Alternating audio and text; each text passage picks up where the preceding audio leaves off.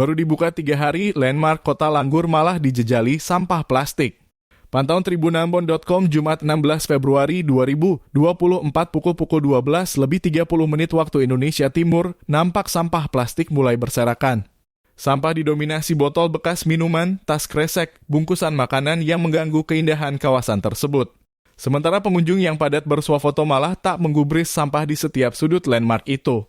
Nadira Adinda, salah satu pengunjung landmark, mengatakan seharusnya Pemda menyiapkan tempat sampah di sudut-sudut ikon Kota Langgur ini. Menurutnya, ini satu-satunya tempat nongkrong bagi masyarakat, baik dari anak-anak sampai orang tua seharusnya kebersihannya lebih ditata dengan baik. Dirinya mengharapkan masyarakat juga bisa turut serta menjaga kawasan ini.